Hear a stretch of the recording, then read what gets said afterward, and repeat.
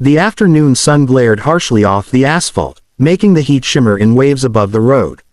Liam wiped the sweat from his brow with the back of his oil-streaked hand, grimacing at the stickiness clinging to his skin. He had been heading home from a long day fixing cars at the local garage, his mind wandering over bills and overdue tasks, when a sudden honk jolted him out of his thoughts. Ahead, a small red hatchback teetered precariously on the edge of the road, one tire completely shredded. The vehicle leaned slightly, as if wincing under the weight of the damage, and a faint plume of smoke drifted from the worn rubber. Liam slowed to a stop, instinctively scanning for danger before stepping out. Standing near the open car door was a young woman, petite and tense, with wide brown eyes that flitted between the flat tire and the traffic speeding past. She twisted the straps of her purse nervously, her fingers fidgeting like she couldn't decide what to do first. I don't know what to do, she said, her voice trembling slightly. I can't call anyone, my phone's dead. Liam forced a calm smile. Hey, don't worry, I can fix it for you. His hands were already itching to get to work, and he tried to sound as reassuring as possible. Step back a little, give me some room. She nodded, a faint blush rising on her cheeks, and stepped aside. Her eyes followed him closely, still wary, yet she didn't move far. Liam crouched down beside the tire, jiggling the lug nuts and muttering to himself about the poor condition of the spare. Looks like someone hasn't replaced this in a long time, he said, more to himself than her. Do you do this often? She asked hesitantly, peering at his greasy hands. More times than I can count, Liam replied, wincing as he wrestled the stubborn spare into place. Name's Liam, by the way.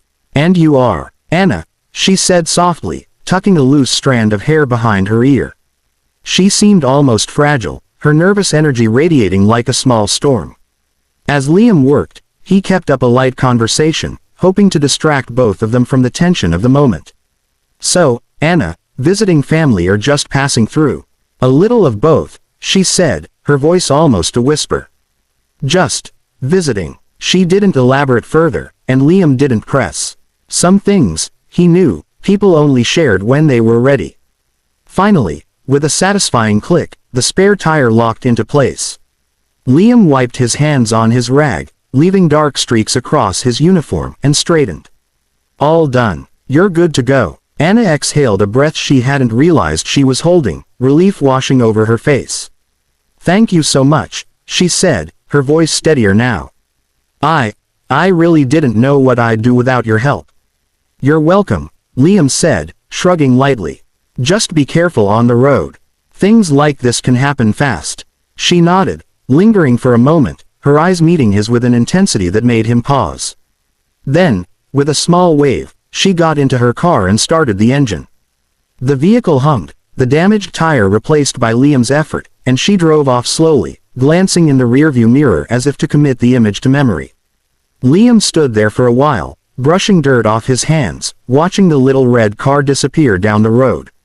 He shook his head with a small, rueful smile. Just another day, he thought. Little did he know, that small act of kindness, simply helping a stranded girl with a flat tire, was the first step into a story neither of them could have imagined. 2 days after the roadside encounter, Liam was finishing up the last job of his shift at the garage. The air smelled of burnt oil and rubber, mingling with the faint aroma of coffee he had sipped earlier. He wiped his hands on a rag, thinking about his modest apartment and the stack of unpaid bills waiting for him. The workday had been long, but routine. That was, until the doorbell rang. Curious, he opened the door to see a courier holding a small, cream-colored envelope. It was thick, elegant, and, most surprisingly, addressed to him in flowing, gold-ink handwriting. Liam frowned. He hadn't ordered anything. Tentatively, he took the envelope and tore it open. Inside lay a single card, heavier than paper should be, embossed in gold on the edges. The writing was graceful, almost regal. For the man who helped me when I was stranded, I owe you more than you know. Please join me tonight at 8 p.m., 123 Grand Avenue. Liam blinked. He stared at the card for a long moment, unsure if it was some kind of joke or scam. But something about the elegance of it, the care in the handwriting, suggested sincerity.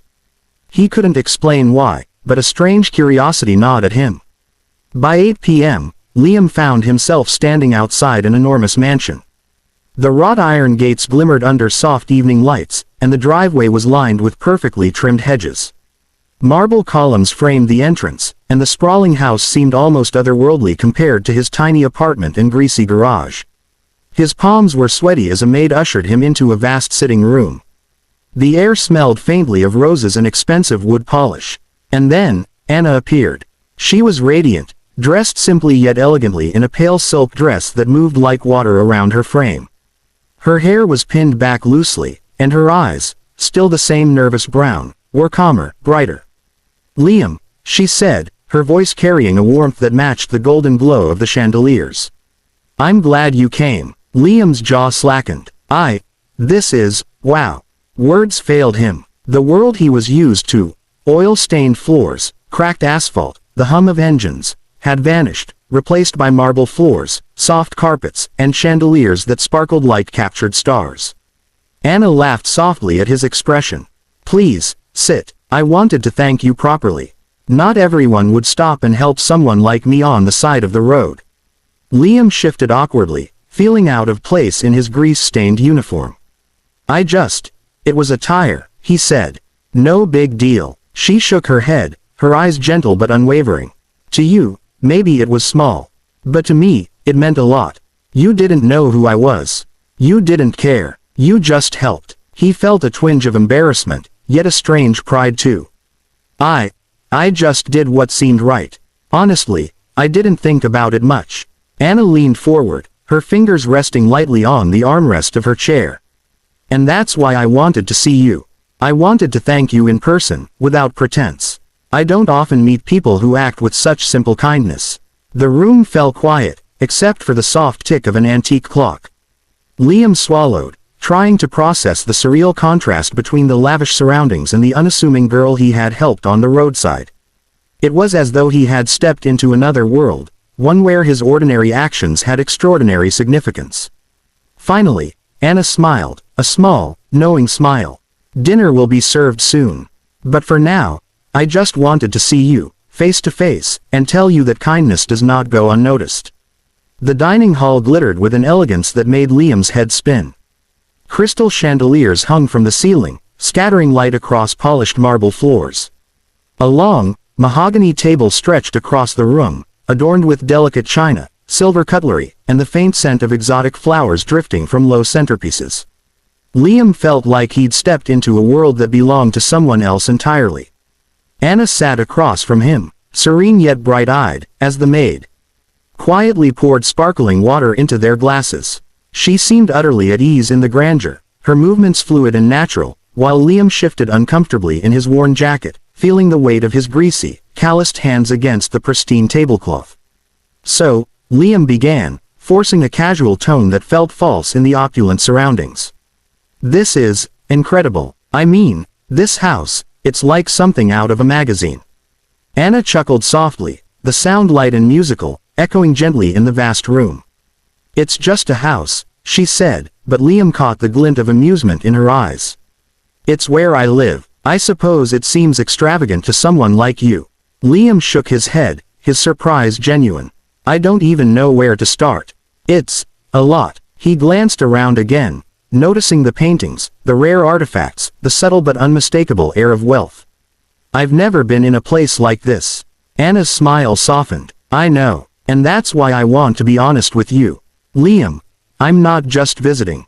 I'm not ordinary, like I seemed on the road." She paused, studying his face to see how he'd react. Liam raised an eyebrow, unsure where this was going. "What do you mean? I'm wealthy. More than most people can imagine," she said, her voice calm, almost casual, as if revealing this fact were the most normal thing in the world. "I own several companies. My parents left me everything after they passed. I've been trying to live normally, stay grounded. I don't usually let people see this side of me." Liam's jaw went slack, and he blinked rapidly, trying to process what she had just said. "Wait, you mean, you're a millionaire?" His voice cracked slightly, half in disbelief, half in awe. Anna nodded. "Yes, but it doesn't change who I am. It doesn't change the fact that day on the road, I was just a person who needed help, and you helped without knowing or caring who I was." Liam felt a rush of conflicting emotions: shock, disbelief, awe, and a strange pride that someone of such stature would remember him for a simple act. He shook his head, running a hand through his hair. I still can't wrap my head around it. I mean, wow. And you invited me here, for this?" Anna leaned forward, resting her elbows lightly on the table, her gaze steady. "Yes, because kindness matters more than wealth. And you showed me that. You treated me like a person, not a bank account or a headline. That matters more than anything money could buy." The room fell into a comfortable silence, the clinking of silverware from the distant kitchen faintly audible. Liam glanced around again, still in awe of the luxury, but now feeling a strange sense of belonging, not because of the wealth or the house, but because of the sincerity in Anna's words. After the dinner plates had been cleared, the soft hum of the mansion felt almost alive. The glow from the crystal chandeliers cast dancing shadows across the marble floors, while the distant murmur of a fountain outside added a serene rhythm to the evening. Liam lingered near the dining table, feeling a mix of awe, disbelief, and a subtle nervousness he couldn't quite shake. Anna gestured toward a cozy sitting area near the grand fireplace. "Let's sit," she suggested, her tone gentle yet inviting. Liam followed, feeling the plush carpet under his shoes, a stark contrast to the cracked concrete and oil-stained garage floors he was used to. They sank into the velvet armchairs facing each other. The firelight flickered across Anna's face, highlighting the warmth in her eyes and the soft curve of her smile. For a moment, Liam simply watched her, marveling at the paradox she represented: elegance and grace, yet approachable and real. "You know," Anna began softly, "I often meet people who are impressed by what I have, but few see me. Few see me as a person first." She paused, glancing at Liam with a trace of vulnerability. "You did. That day, on the side of the road, you didn't care about my status or my life story. You just helped." Liam's throat tightened. "I didn't even think about it. I was just doing the right thing." He hesitated, then added, almost shyly, "But it feels amazing to hear that it mattered to someone." Anna smiled, a small, almost shy curve of her lips that made Liam's chest tighten unexpectedly. "It did, more than you know, and that's why I wanted tonight. Not just to thank you, but to show you who I really am. To let you see me, without the walls I usually have to put up." For a long moment, silence stretched between them, filled only by the quiet crackle of the fireplace. Liam felt a strange mix of humility and warmth. He had never imagined that a simple act, changing a flat tire, would lead to a night like this. Finally, he laughed softly, shaking his head. "I still can't believe I'm sitting here, in a mansion, talking to a millionaire," he said, a grin breaking across his face. "And yet, it feels normal. Weirdly normal." Anna's laugh rang, melodic and genuine, filling the room with a sense of ease. "That's exactly how I want it to feel. Because tonight isn't about wealth, or appearances, or status. It's about connection. About people recognizing each other as human beings, not roles or labels." Liam nodded slowly, feeling a warmth in his chest that went deeper than pride or surprise. "I get that," he said. "I've never met someone like you, not in a million years. You're different." Anna's eyes softened. "And you are too, Liam. You remind me that kindness isn't about reward or recognition, it's about doing the right thing. That's rare." A subtle pause lingered, charged with a gentle tension neither had yet named.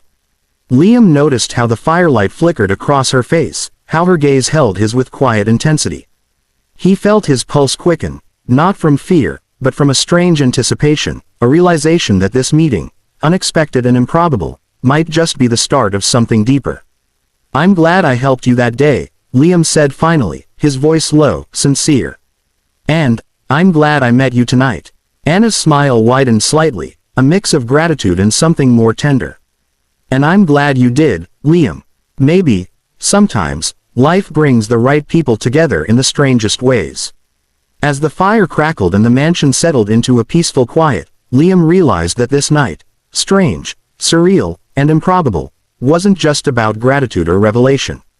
It was about beginnings, about trust, about the quiet spark of a connection neither money nor circumstance could create, a spark that might just grow into something neither of them could have predicted. And in that moment, sitting across from each other in the soft glow of the firelight, both of them sensed it. The story of their lives had shifted, forever.